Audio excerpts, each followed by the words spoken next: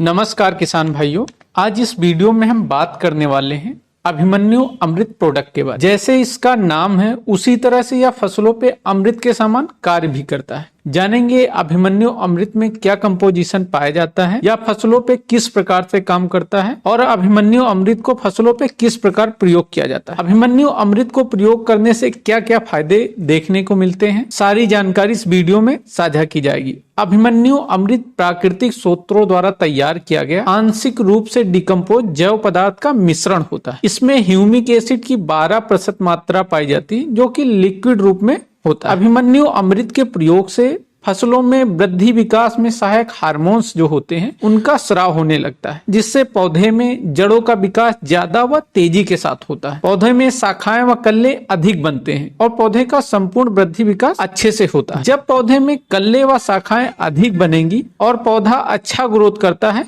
तो उसमें फूल फलों की संख्या भी बढ़ जाती है और यह फलों और दानों की गुणवत्ता को भी बढ़ाता है, जिससे फसल के उत्पादन को बढ़ाने में भी सहायता प्रदान करता है। अभिमन्यु अमृत का प्रयोग करने से मिट्टी में उपलब्ध पोषक तत्वों जैसे जिंक, मैग्नीज, तांबा, मैग्नीशियम, फास्फोरस आदि पोषक तत्वों की उपलब्धता बढ़ जाती है। पौधे इनको आसानी से और ज्यादा ग्रहण कर पाते हैं। अभिमन्यु अमृत फसलों में कई तरह से फायदेमंद होता है। पहला तो इसको जब हम स्प्रे के रूप में प्रयोग करते हैं तो पौधे का संपूर्ण विकास करता है, फूल फलों की संख्या को बढ़ाता है।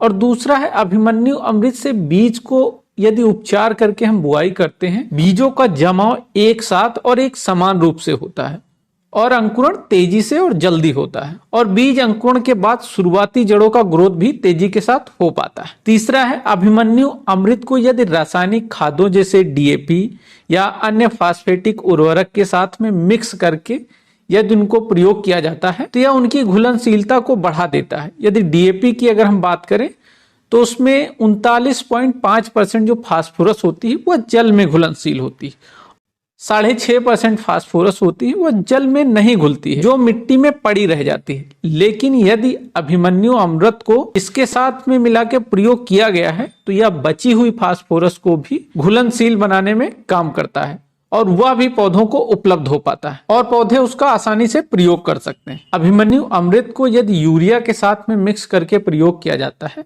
तो उसमें उपलब्ध नाइट्रोजन का वाष्पीकरण व जो जमीन में पानी के साथ रिसाव हो जाता है यह समस्या नहीं होती है और उसमें उपलब्ध नाइट्रोजन पौधों को धीरे धीरे उपलब्ध होती रहती है।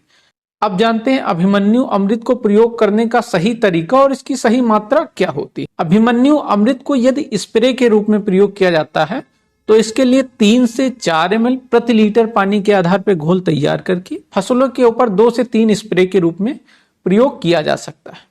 दूसरा, यदि बीज उपचार के रूप में हम प्रयोग करते हैं तो 10 ml अभिमन्यु अमृत को प्रति केजी बीज के हिसाब से उपचारित करके बुआई किया जा सकता है। तीसरा है अभिमन्यु अमृत को यदि रासायनिक उर्वरकों जैसे डीएपी, यूरिया के साथ में मिक्स करते हैं तो 1 लीटर अभिमन्यु अमृत को प्रति एकड़ के हिसाब से प्रयोग किया जा सकता है। और चौथा, जैसे अभिमन्यु अमृत को यदि आप ड्रिप फर्टिगेशन के रूप में देना चाहते हैं तो उसमें भी आप इसका प्रयोग कर सकते हैं। 500 ml से लेके 1 लीटर प्रति एकड़ के हिसाब से इसकी डोज आप प्रयोग कर सकते हैं। अभिमन्यु अमृत को फसलों में प्रयोग करने से बहुत ही शानदार रिजल्ट देखने को मिलते हैं, तो एक बार आप भी अपनी फसलों में इसका प्रयोग करके जरूर देखिए, आपको भी इसके अच्छे रिजल्ट देखने को मिलेंगे। यदि यह जानकारी आपको अच्छी लगी हो तो हमारे वीडियो को लाइक व शेयर कर दें। धन्यवाद।